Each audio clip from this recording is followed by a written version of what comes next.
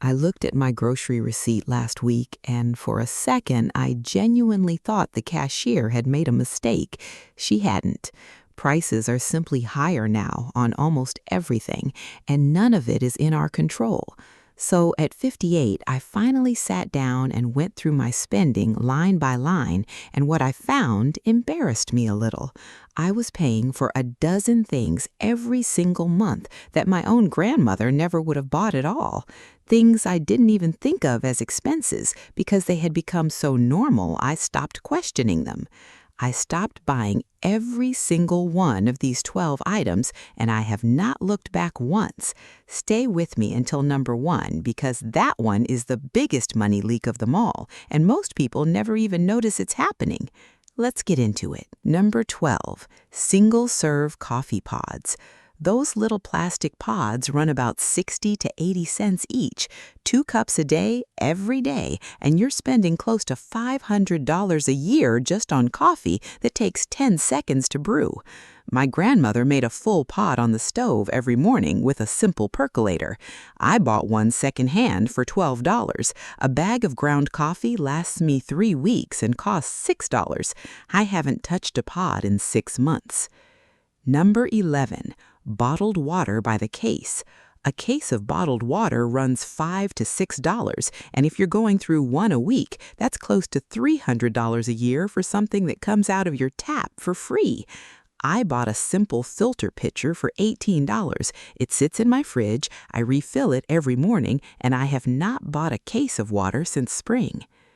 Number 10, dryer sheets and liquid fabric softener. A box of dryer sheets costs $6 and lasts about a month if you do laundry regularly. My grandmother never used them at all. She used wool dryer balls, and mine cost me $9 for a set of 6. They've lasted over a year so far, and they still work exactly like the day I bought them. Number 9, pre-cut bagged produce. Look at the price difference next time you're at the store. A bag of pre-sliced carrots costs almost double a whole bag of regular carrots, and it's the exact same vegetable with a few extra minutes of someone else's labor built into the price.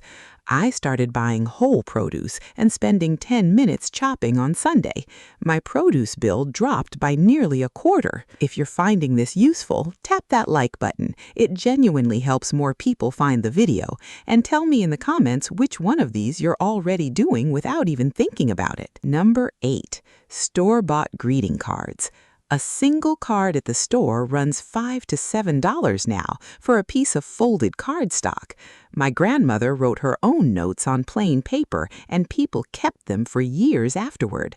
I buy a pack of blank cards for $4 that lasts me an entire year of birthdays and holidays. People remember a handwritten note far longer than a store-bought one anyway. Number 7, paper towels for everyday cleanup. A 12-pack runs 15 or more now, and most households go through one roll a week without thinking twice. I cut up old t-shirts and towels into a stack of reusable rags instead. I wash them with the regular laundry. I have not bought paper towels in 4 months, and I genuinely don't miss them. The morning coffee habit that was quietly costing me $1,100 a year. Number 6, take out coffee on the way to errands. A coffee shop drink runs $5 to $6, and if you're grabbing one 3 or 4 times a week just out of habit, that adds up to over $1,000 a year without you noticing. I started making a travel mug at home before I leave the house. It costs pennies, and honestly, it tastes just as good once you get your ratios right. Number 5, professional car washes. A basic wash runs $10 to $15, and if you're going every couple of weeks, that's several $100s a year for something you can do yourself in 20 minutes. I bought a bucket, a sponge, and a bottle of car soap for under $20 total, and it's lasted me the entire year so far. Before we get to the final ones, if you appreciate these kinds of honest, practical tips, hit subscribe and turn the notifications on. I post a new video every single week, and I would love to have you here with me. Number 4, extended warranties on small appliances. Stores push these hard at checkout, $30 or $40 extra on a toaster or a blender that costs $60 to begin with. My grandmother never paid for one of these in her life. She simply kept a small repair or replacement fund in a jar for exactly this. I started doing the same thing, and it's covered every single appliance repair I've needed without ever paying a company for a promise. Number 3.